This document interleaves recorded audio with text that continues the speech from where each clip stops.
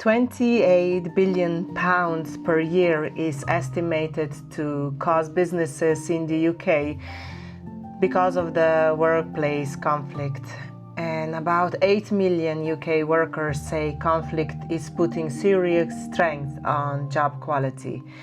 Disagreement is everywhere, in politics, in families, in workplaces, in comment sections. And most of us were trained to debate, not to understand. We were rewarded for being right, not for being kind. So when opinions collide, we defend, we attack, correct, but rarely we pause to connect. Grace in disagreement changes that. It reminds us that communication isn't a competition, but a bridge. And every bridge needs strength to stand for your truth and flexibility to let another truth exist beside it. Intelligence helps you think, but grace helps you stay kind while thinking differently. Emotional intelligence is strategic. You pause to ask, what might this person be feeling? You shift from reaction to reflection. You stop fighting the person and start addressing the problem. The tone of your voice can change the fate of the conversation. Lowering your volume often raises your influence. Starting with, what I hear you're saying is, can sometimes solve what shouting could never. We never learn that how you behave when opinions collide reveals more about you than the opinion itself, because anyone can stay graceful when everyone agrees, but grace is only proven in disagreement. Calm is power under control. Peace is the mastery of emotion. True listening isn't waiting for your return to speak. It's a discipline of presence. It's saying with your silence, I'm here, you matter. I'm not here to win. I'm here to understand. Persuasion is invitation. The goal is never to crush someone's view, but to open their mind and maybe their heart. Grace in real life is when a partner pauses mid-argument and says, I understand why this matters to you. Can we take a breath before we continue? Grace is when a manager listens to a frustrated team member and says, you're right, I missed how the decision affected you. Let's fix it together. And grace is also when you see a cruel comment online and instead of replying with fire, you answer with understanding, or simply don't reply at all.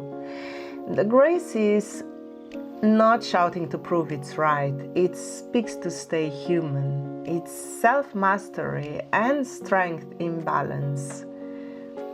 This matters because every argument you ever have is an opportunity for you to rise in awareness or fall into ego, to connect or to control. Our world is full of intelligence, but the intelligence without grace becomes arrogance, and brilliance without empathy becomes noise. Grace is the difference between those who speak to impress and those who speak to inspire. If schools taught this, if every classroom practiced calm dialogue the way we practiced math, our society would sound different. We'd raise generations that know how to stay kind under pressure, that know that disagreement doesn't mean disrespect, that a pause could be more powerful than a point. So what you can do in an everyday life to practice when you disagree next time, breathe before you defend. A deep breath is a first act of wisdom. Also, ask before you assume. Can you tell me what you meant with that? And acknowledge before you argue. I see your point. Here's how I see it differently. Listen before you lead, because leadership begins with understanding. Exit with dignity. I value you more than this argument. Grace doesn't mean everyone agrees. It simply means everyone can leave the conversation with their dignity intact. In the bigger picture, what if every school started the day by empathy exercises, or students practiced active listening as they practiced reading? Not listening to reply, but to understand, to feel.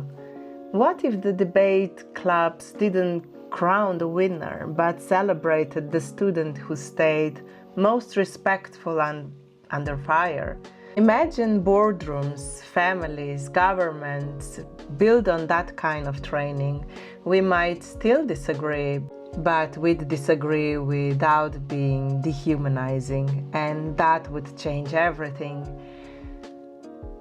So as we close this, ask yourselves, when was the last time I disagreed gracefully? Did I listen to understand or to respond? Did I fight to be right or to stay kind? Because how you disagree reveals who you are, not your resume and not your education. Your composure does. Grace in disagreement is the presence of wisdom. It's knowing that peace is more rewarding than praise, that calm can be louder than anger, that empathy can disarm even the loudest of opposition. So next time your opinion is challenged, pause, breathe, and remember what you learned here. Anyone can argue, but it takes a rare kind of courage to stay graceful, because grace is the highest form of strength. Over the last 6 lessons, we walked through what schools never taught us: how to stay calm when misunderstood, how to listen when we disagree, how to speak truth without breaking connection, how to be persuasive without being cruel. But what it really is the art of remaining human when everything around you invites you to forget.